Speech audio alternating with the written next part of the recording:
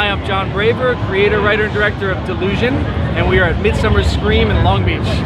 Delusion Lies Within VR is a adaptation of the 2014 play in the VR experience. It's the most cinematic VR experience to date, and it's a 36-minute, 4-chapter experience where the audience plays there are ghosts inside of this manor, following the story of Elena Fitzgerald, who is this elusive and mysterious fantasy horror novelist that goes missing, and her 5th and final book never got finished. So you are following Daniel and Virginia, who are these fans, rabid fans, that track down her at this mansion, track her mansion down, and they break in and try to help her finish what she started. So it's a crazy, mysterious, otherworldly adventure, very much in the Delusion vein, and it's like nothing else. Well, it's different from the play in that you are alone in this manor. You have you are fully immersed in this. It's like as if you've ripped this movie screen apart and you've stepped into the movie. You are a ghost in the manor, and you get the full. Like in the interactive play, we'd have people around you, and it's hard to sort of hear exactly the sound design I want you to hear, and to hear all the action. But this one, it's very much like a movie. So you're hearing the 360 sound. We spent a lot of time in 360 spatial audio. You're getting a full score right in your ears. So I think sound is a major element of this, for sure. The story itself follows the same path, with a few exceptions here or there. We've sort of bumped up production value tremendously because of our budget. So it's similar. I think people who went to the play will definitely remember it, but they'll probably feel a little bit more wonderfully alone in the mansion with these characters. You know, in terms of, I wanted to shoot this as a feature. I'll start off by saying this was originally a feature idea, and it still might be at some point, but we started getting the idea of how do we direct people into VR? How do I direct the narrative story and get people to look where I want them to look in a free roaming experience?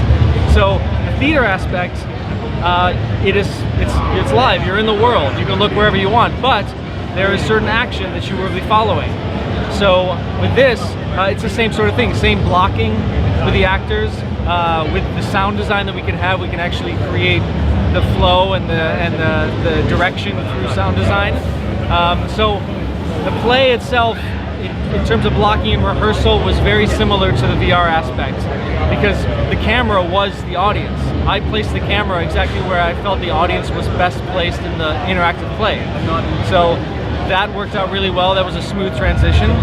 And in terms of direction and following the story, I think it worked really well because of where we would place the actors and all the blocking aspects of it. Yeah, no, it was meticulously thought about. It was, as I said, I really wanted to do this as a feature. So to me, it was like, if we're going to do VR, we have to have camera movement. We have to have that slow push-in, right? That creep. So every scene that has that was thought about in a sort of flat, traditional movie format. I wasn't thinking about the 360 space. I was like, here's the action right over here. Let's get camera moving in slowly towards them, and that just changes everything. So yeah, every scene that has movement, we had camera rigs on the ceiling, and the angle that they would go at was very meticulously laid out to make sure we had the best. We're drawing the audience in closer to the action. Absolutely. So it was a very, it's funny, again, the 360 space is available to anybody, but I really did see it as, here's my frame, here's my main frame. Let's make sure that we favor that main frame. Everything else is wonderful and beautiful, and it's going to be great, but stick with the main frame, and then we'll be golden throughout. It was a year of adaptation and rewriting and all that kind of stuff, and then 7 days of shooting, and then a year of post-production. So it's like, to get the post-production process, which is a hideous bitch of a process in VR, because there is no, with film it's easy, you know your protocol. With VR, it's all just new, everything's new. We don't know who to partner with, so we try it with these people, it fails. Try it with these people, it succeeds. So to actually have it done, to have people come here to Midsummer and put the headset on, and I don't have to give any caveats, like, oh, well, this isn't done, or this isn't done. Like, it's like the greatest feeling, man. It's super cool. And also, I will add one note, It's super cool to not have to worry about staff for the live show. Just throw people in a VR in a headset, and you can just sit back and relax. It's far less stressful. Bringing back probably the most epic, like grandest story and production design we've done. So I don't know why I'm doing that again. But this story is pretty badass. The whole Indiana Jones time travel is like that's my selling point. Like if I was a fan of the show, just say Indiana Jones time travel. I'm like, done. Buy me a ticket. I'm in. So I'm excited. I'm definitely losing sleep and losing more hair. Now this is starting. Is that even possible? I don't. Yes, it is possible. Oh wow. Noah. Sorry. See, the line was here, and now it's like here. Oh yeah. Yeah. But more grays. So, but after this one, we're bringing back all the other shows. So I'm not. The hardest part is writing these shows.